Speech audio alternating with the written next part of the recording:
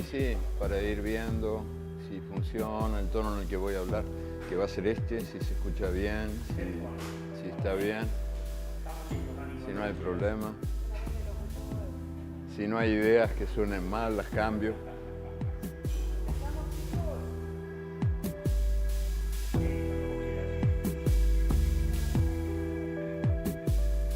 Todas las aventuras de conquista en la historia de la humanidad, bueno, pero sin ir tan lejos, desde, digamos, la conquista de América hasta la guerra de Irak, se disfrazan siempre de obras de caridad.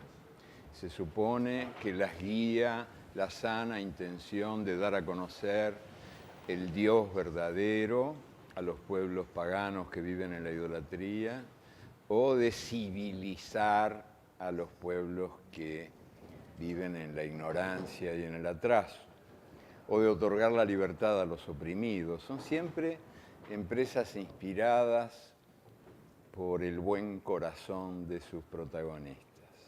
La realidad es muy otra, claro. Siempre que hubo aventuras de posesión de unos países por otros, empresas de humillación de unos países por otros, invasiones, conquistas, siempre detrás hubo algún interés material, concreto, digo, que es siempre inconfesable, jamás se habla de eso. Lo mismo en las guerras también. Las guerras matan para robar, pero ninguna guerra es tan honesta como para decir, yo mato por eso, mato porque quiero quedarme con lo ajeno. La aventura colonial en las Américas, ¿verdad? De norte a sur, hay que entenderla en el marco de la imposición de un Dios único y de una única cultura, de una única religión, de un único modo de vida posible. Coincide con la expulsión de los llamados moros y judíos de España. Los judíos llevaban allí 13 siglos y los moros 9, así que ya me dirás qué tan moros o judíos eran.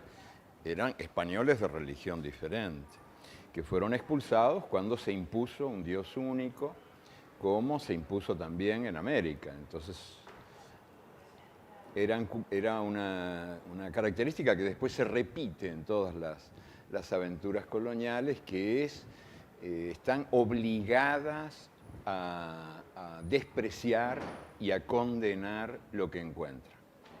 A partir de la necesidad de imponer una verdad única como verdad absoluta, que va a ser la gran coartada del despojo, la coartada que el robo necesita para justificarse, están obligadas a despreciar y a condenar lo que encuentran. Ni me acuerdo la cantidad de veces, pero se me ocurrió, no sé por qué, la verdad es que no sé por qué. A mí se me ocurren cosas raras. Muchas veces acá en el café, mientras miro pasar la gente por la ventana, se me ocurren maldades extrañas, cosas raras. Esa fue una maldad, no hecha contra Colón, sino contra lo que él representó, ¿verdad? Y América fue fruto, entre otras cosas, de un gran equívoco, porque Colón no encontró oro ni para emplomar una muela, y murió convencido de que había estado en la espalda del Asia, en China, en Japón, en la India. Pero no por eso, piensa que fracasó por otras cosas, piensa que no lo han comprendido, que no lo han recompensado como se debió de haber recompensado su tarea. Era un navegante valiente, osado, bastante loco como para aventurarse en mares poblados de dragones y de monstruos espantosos, de fauces muy abiertas. Y el hijo protagonizó una historia muy interesante. El hijo queda a cargo de un fortín. No me acuerdo cuál de los hijos, o como si se llamaba Diego, puede ser. No me acuerdo cuál de los hijos. Pero en todo caso hubo un hijo de Colón. La verdad es que ahora que te lo cuento no estoy muy seguro si era un hijo o un hermano. Convendría no decirlo entonces. Qué pena, porque es una buena historia, pero ahora no tengo... Está en Memoria del Fuego eso. En Memoria del Fuego está el nombre, se me escapan a veces los nombres. Creo que es Bartolomé Colón, y probablemente era hermano de Colón. No sé, ese dato hay que confirmarlo. Toda esta parte no te va a servir. Todo esto que estoy ahora divagando no te sirve para el programa. Pero lo que quiero decir es que en esa primera empresa de descubrimiento y conquista, descubrimiento es una palabra dudosa porque España no fue descubierta por las legiones romanas que la invadieron. Es evidente que la palabra, en fin, resulta por lo menos discutible, pero la palabra conquista sí, fue una empresa de conquista que nace bajo un sello cultural muy revelador. Y es que los invasores, llamados descubridores o conquistadores, queman a unos cuantos indígenas en lo que hoy sería Haití porque han enterrado estampitas sagradas. O sea, ellos les habían dado imágenes de la Virgen María y de Jesús y los indios las entierran. Los europeos creen que esto es una falta de respeto, que es una ofensa a las divinidades cristianas y entonces los queman vivos. En realidad esos indios habían quemado las imágenes de los nuevos dioses, de los recién llegados, para que fecundaran la tierra, o sea, para que fuera más generosa la cosecha del maíz y del frijol y del zapallo y de todo lo que habían estado cultivando allí. Entonces entierran a los dioses nuevos, les dan la bienvenida, ¿qué tal? Encantados de recibirlos, y van al mejor lugar posible, que es el fondo de la tierra. Y esto, desde el punto de vista de la cultura que viene a imponerse como cultura única, es una falta de respeto. O sea, lo que era un homenaje, lo que era un signo de amor, se convierte en su contrario.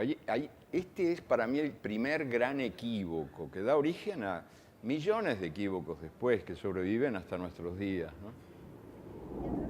Digo, no hay que tampoco juzgar estas cosas como obras personales, individuales de un señor muy malévolo que vino a hacer daño, porque eso tampoco es verdad.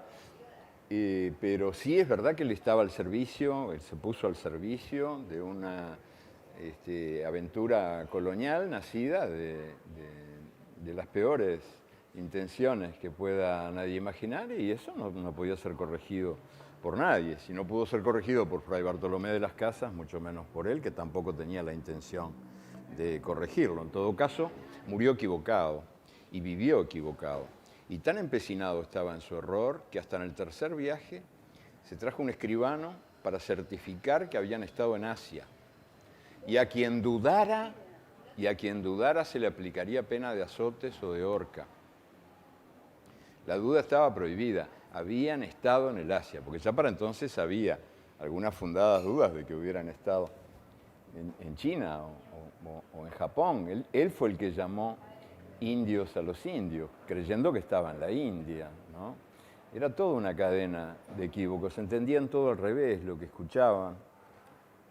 Es el desencuentro, porque ahora se ha propuesto que en lugar de descubrimiento se hable de encuentro, pero más que encuentro, aquello fue un gran desencuentro.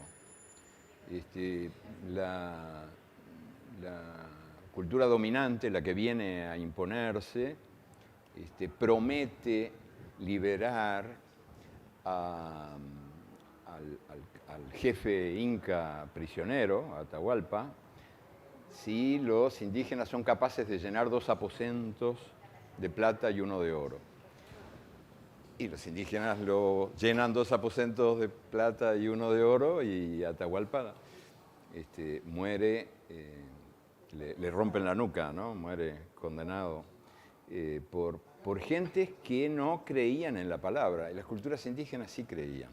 Y esto no es falso, no es una visión romántica de las cosas, ni estoy queriendo idealizar nada, pero lo cierto es que la palabra era bastante más sagrada en América antes de la conquista que después.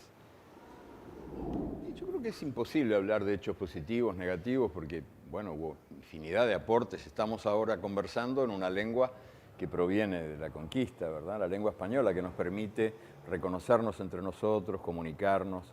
O sea, hay muchas cosas que pero tampoco es cuestión de hacer sumas y restas y de ver qué es lo bueno y qué es lo malo. Es un proceso que se dio como se dio y bueno, hay que tener el coraje de verlo como era y como es para poder cambiarlo, porque la conquista continúa de otras maneras, en fin, con otras características, pero continúa. La historia latinoamericana es el pasado que insiste en hacerse presente, porque estamos condenados a repetirlo si no aprendemos de él, y esa historia está hecha de múltiples ingredientes. Para poder cambiarla tenemos que asumirla en su totalidad. Nosotros somos europeos, pero no solo europeos. Los latinoamericanos somos resultados de muchísimas mezclas, por suerte. Eso es lo mejor que tienen estas tierras. Son tierras de la diversidad, son reinos de la diversidad. A mí muchas veces me dicen, pero vos que hablas tanto de América Latina, ¿qué se parece un haitiano a un argentino? Por favor. Qué suerte que no se parezcan. Y qué suerte que sean parte de la misma realidad. Y que puedan reivindicar un origen común y hasta trabajar juntos por un destino también común, siendo tan diferentes. Porque si no nos moriríamos de aburrimiento.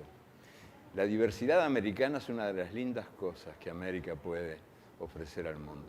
Lo más importante de este proceso que se está dando, y es verdad que se está dando en muchos lugares, de emergencia, algo así como una especie de resurrección de las luchas indígenas que parecían sepultadas o condenadas a sonar en campana de palo, y ahora tienen bastante resonancia, ¿no? Y eso, lo más importante para mí es que ponen en evidencia la porfiada capacidad de supervivencia que tienen algunos valores.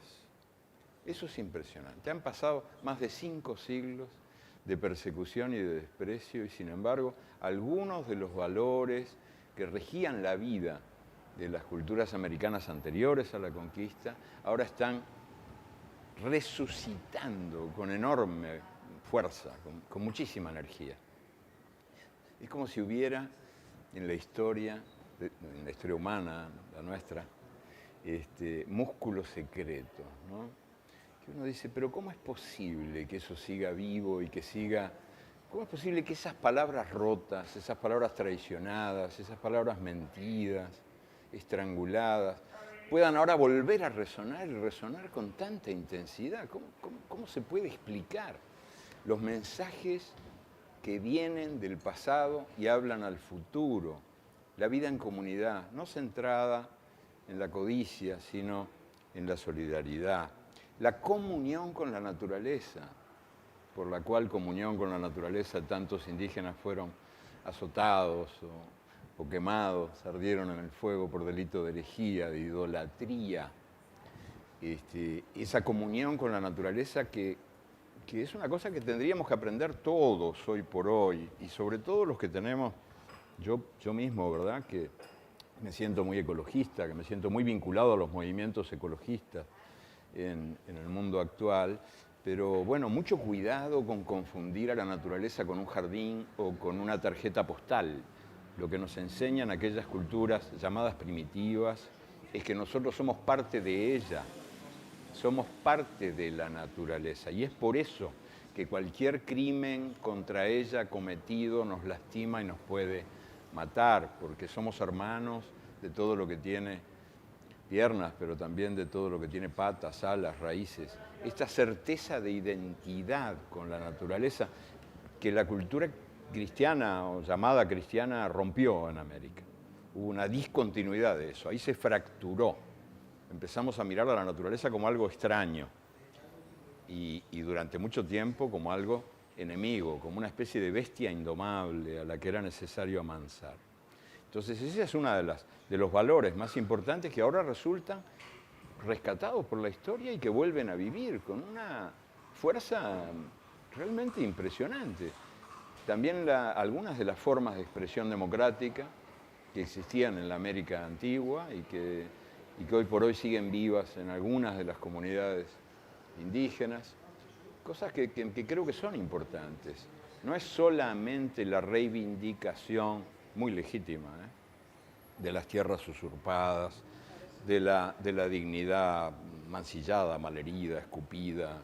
No es solo eso, es también la reivindicación de valores que son valores para todos. Entonces, cuidado, vamos a tratar de escuchar esas voces poco escuchadas o jamás escuchadas, porque tienen cosas que decirnos que valen la pena. Y valen la pena hoy por hoy más que nunca, porque el mundo anda ahí como ciego en tiroteo, buscando rumbo sin saber para dónde ir. En el mundo gobernaba el miedo, y en América también, antes de la conquista, ¿eh? Eso hay que decirlo. El miedo, déjame que te lo cuente. Después hablas, si querés, pero déjame decir qué es lo que quiero decir yo. Gobernaba el miedo en América y en Europa también. En Europa el miedo tenía por instrumento principal a la Santa Inquisición, ¿verdad? Que se encargaba de enviar a la hoguera a los herejes, a los desobedientes, a los que dudaban o a los que resultaban sospechosos, a los que decían no. Y en América había también, claro que sí, equivalentes de la Inquisición en los imperios verticales, en los imperios monárquicos que tenían una casta guerrera y sacerdotal dominante, como ocurría en el Cusco o en México, donde en efecto había sistemas muy despóticos de poder. El azteca, el inca, donde los márgenes, digamos, para la expresión de la vida comunitaria, democrática, eran muy reducidos. Pero esa no era la única realidad indígena de las Américas, esa era una parte, la parte, digamos, dominante en algunos lugares.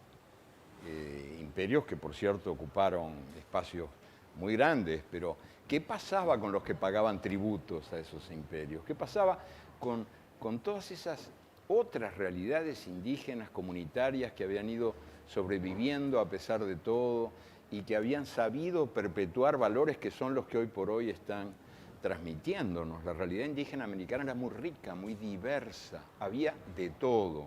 Por suerte había de todo como hay de todo en la realidad de nuestros días. Es verdad que se celebraban sacrificios en el Templo Mayor de los aztecas en México y que la verdad es que te estremece ver todas esas montañas de cráneos ahí, claro que sí.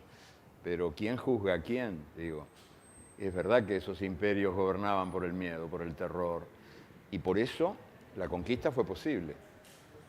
¿Por qué? Porque tanto Hernán Cortés como Pizarro, sobre todo ellos dos, que llegaron con un puñadito de soldados, ridículo, eran unas comparsitas de nada, encontraron aliados en los indígenas oprimidos por la minoría azteca o la inca, en el caso de México y de Perú. Sin esa alianza no se explica el éxito de la conquista.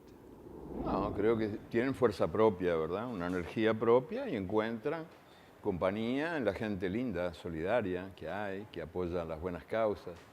Como decía un periodista norteamericano allá por los años 70, que tenía un programa muy interesante en radio, y todos los días terminaba con lo mismo. Decía, a usted no le gustan las noticias que acaba de escuchar, salga de su casa y haga otras, hágalas usted mismo. Y yo creo que de eso se trata, de ser capaces de producir nosotros, con nuestros actos, noticias de cambio de la realidad que no nos gusta. Y hay mucha gente trabajando en esa dirección, de diferentes maneras. ¿Y acá en Uruguay? También, acá en Uruguay también, por cierto, claro que sí. Si no, nos explicarían algunos fenómenos aparentemente inexplicables. Bastante inexplicable es que el Uruguay, con la población que tiene, haya ganado 2 campeonatos mundiales de fútbol y 2 olimpiadas de fútbol.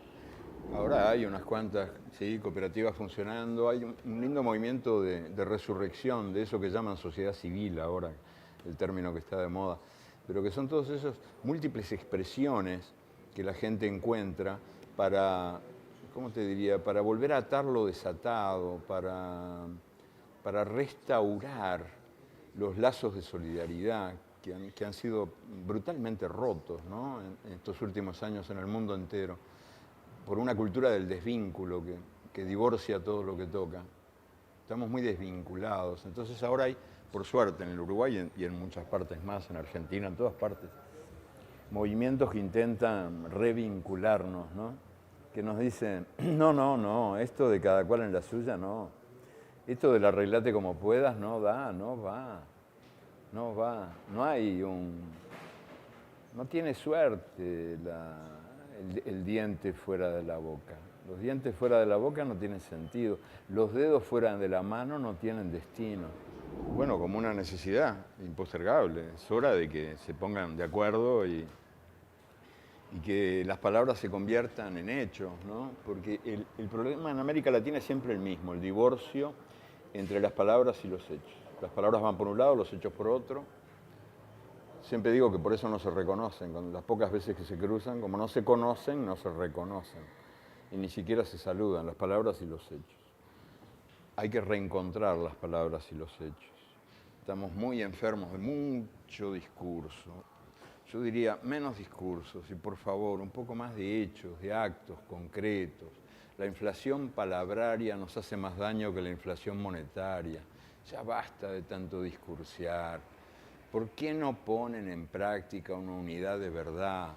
Empezando en el espacio en el que podemos movernos por ahora, en esto del Mercosur, que es tan importante y que no ha llegado muy lejos, porque no hemos sabido encontrar coincidencias. Ahí la responsabilidad mayor es la de los dos grandes, de Argentina y Brasil, que han tratado muy mal a Paraguay y a Uruguay.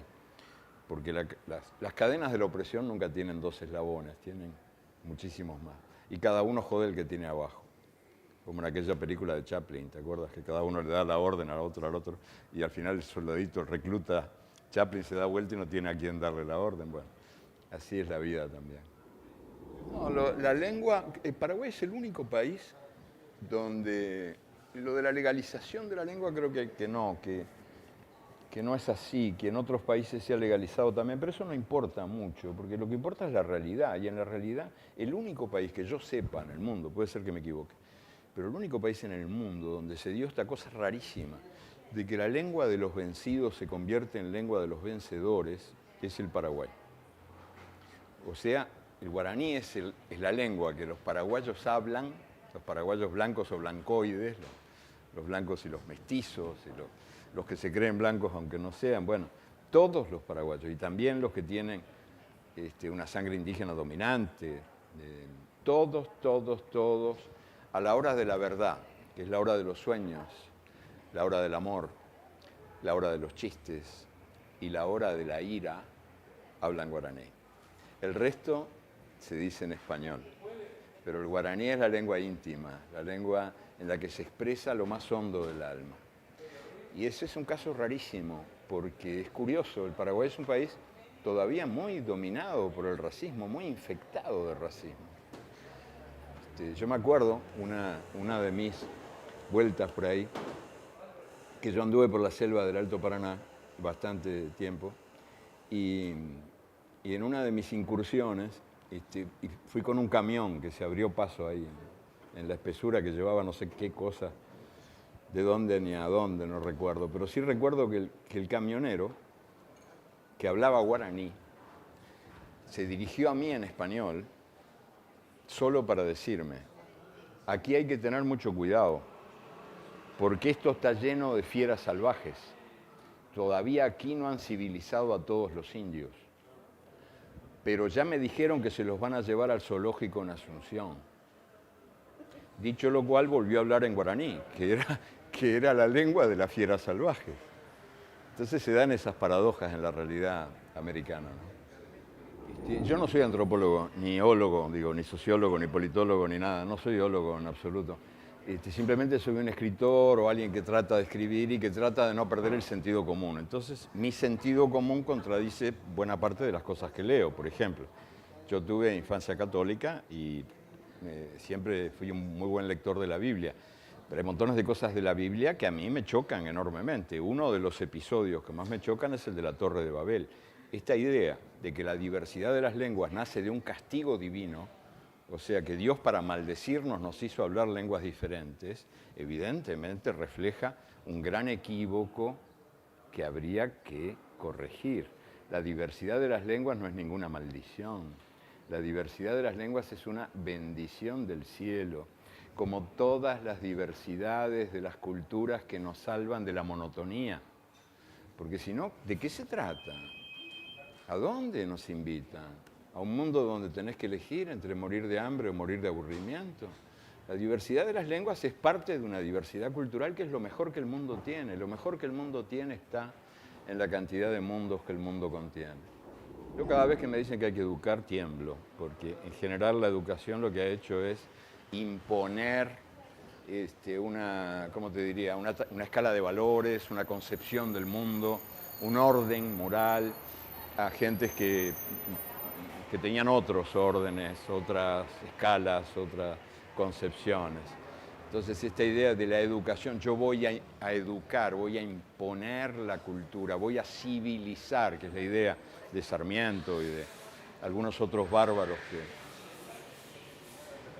que tanto daño hicieron a nuestras civilizaciones más profundas, las verdaderas, que eran llamadas barbaries. Hay que manejarlo con mucho cuidado, eso de educar. Yo creo que lo más importante es saber escuchar y respetar lo que se escucha. Saber ver y respetar lo que se ve. Y que la única manera de educar es aprender. Que el que de veras enseña es el que aprende, como decía Paulo Freire con razón. Se educa aprendiendo. Entonces, a partir de la certeza de que el otro siempre tiene algo que decir que vale la pena escuchar. Que todos tenemos algo que decir que vale la pena escuchar. Que yo no le voy a transmitir la verdad a nadie, porque la verdad no existe. La verdad es el resultado de una cantidad de verdades contradictorias entre sí, que son tan contradictorias como nosotros somos. Entonces, esas concepciones, ¿viste?, de redención por la educación, a mí siempre me producen un poquito de alergia. Digo, cuidado. Yo creo que en primer lugar hay que respetar a los demás y saber que esa frontera que separa a los civilizados de los bárbaros, a los cultos de los incultos, es una frontera falsa, que no tiene nada que ver con la vida. Yo conozco una cantidad de doctores que son de una incultura tenebrosa. Y en cambio conozco gente profundamente culta que no sabe leer ni escribir o que escribe y lee de mala manera. ¿Por qué? Porque culto es aquel capaz de escuchar al otro. Y culto es aquel capaz de escuchar las voces de la naturaleza de la que forma parte. Ese es el culto para mí, no el que acumula conocimientos. Más conocimientos acumula la computadora, que ahora fíjate lo que es, con internet, impresionante. A ver qué erudito va a competir con ellas. La verdad es que también eso me provoca cierta alergia, ¿no? La palabra reflexión, reflexionar, y la palabra intelectual, que es una expresión horrenda. Yo soy un sentipensante, o sea, yo funciono con todo a la vez, ¿viste? No, me niego a ser decapitado, yo no quiero que me confunda con una cabeza que rueda por los caminos, me parece horrendo. La gente que dirige al mundo desde un laboratorio, como ocurre en el mundo de nuestros días, divorciando la razón del corazón, es un peligro para la humanidad. Y lo mío nació de cosas que venían, qué sé yo de dónde, no sé cómo, se fueron dando de la manera más natural, estas ganas, esta curiosidad, estas ganas de saber, esta curiosidad de los demás, de escuchar, probablemente tuve desde temprano la certeza de que para no ser mudo tenía que empezar por no ser sordo. Quizás esa es la explicación. Sí, los viajes sí me permitieron descubrir la realidad americana, que es por suerte múltiple, vasta, muy rica, asombrosa, contradictoria, loca, loquísima, por suerte. Y eso lo descubrí, sí, viajando desde temprano. Yo fui muy patialegre, así, patieperro, como dicen también. Y anduve mucho por los caminos, así, por todos lados. Y eso me dio un contacto directo con la gente que es intransferible, que no puede ser sustituido, además, por ningún otro tipo de experiencia, por mucho que leas, ¿no? No, eso yo no me animaría a hacer un análisis así o un balance, no me animaría. No me da, mi neurona no da para eso, no puede pegar saltos tan altos, no puede. Lo que sí te puedo decir es que me parece claro que hoy por hoy, a comienzos del milenio y del siglo y de todas estas historias del tiempo, estamos enfrentados a algunos desafíos que cada vez son más claros. Y el desafío para mí más importante, para los latinoamericanos de nuestros días, es el que proviene de una cultura de la parálisis, que es la peor de las herencias coloniales, que nos enseña a aceptar la realidad y que nos prohíbe cambiarla. Esta es una cosa que viene de lejos, viene probablemente de los primeros tiempos de la conquista, yo no sé, que fue alimentada por el despotismo militar, por el fatalismo de los frailes y por el papanatismo de los doctores, que tanto daño nos ha hecho. Y es toda una ideología de la impotencia, una cultura que nos induce y a veces nos manda, nos ordena quedarnos quietos, repetir la historia, cambiarla no, aceptar el futuro, imaginarlo jamás. Tenemos prohibido imaginar el futuro. Y esta cultura está alimentada desde afuera, claro que sí, por una maquinaria universal de poder, ¿no? Financiera, política, militar, cultural, que está al servicio de eso, porque hay montones de cosas que los gobiernos nuevos progresistas quisieran hacer y resulta que no pueden porque aparece siempre algún banquero, tecnócrata o burócrata internacional que le dice eso es inaceptable para la comunidad internacional. Un mundo donde hasta las palabras están siendo traicionadas de muy mala manera, porque comunidad internacional era para mí, en mis años mozos, una expresión hermosa. Y ahora significa el club de los grandes banqueros y de los jefes guerreros. Sí, mercado también era una palabra linda para mí. Era la feria, el lugar donde uno iba a comprar verduras, frutas, se encontraba con los vecinos, se ponía al día con los chismes últimos del barrio, que fulanita está embarazada y no se sabe de quién, esas cosas. Y nada, ahora mercado es el nombre de un señor malísimo, que nos dirige desde arriba con una mala leche que ni te cuento, y que es el que decide nuestra vida y nuestro destino. Entonces hay que romper esa estructura de la impotencia, hay que ser capaces de salir de eso. Y para eso tenemos que juntarnos. O nos unimos o estamos fritos. En la soledad no podemos. Hablando del Cono Sur, el Mercosur y hablando del mundo en general. Todos los que tenemos ganas de ser dignos en lugar de ser indignos. Todos los que tenemos claro que para ser dignos tenemos que ser indignados. Todos los que queremos recuperar las perdidas soberanías, la perdida independencia, el perdido derecho a pensar con la propia cabeza, a sentir con el propio corazón, a caminar con las propias piernas. Tenemos que abrir camino juntos. Solos estamos fritos. Tenemos que tomar conciencia de eso, de que este mundo es como una gran sartén y que ya llegó la hora de decir, bueno, me cansé de trabajar de huevo frito. Hasta aquí llego porque me canso, sino ya, hasta ahí llegué. No sé, esto no te lo puedo contestar, no lo sé. Yo te dije ahí lo que pienso, te lo dije. Pero hay un momento en el que me doy cuenta de que me empiezo a cansar y quiero cortar porque si no... Igual eso te da para... Lo que te dije te da para usar, me parece.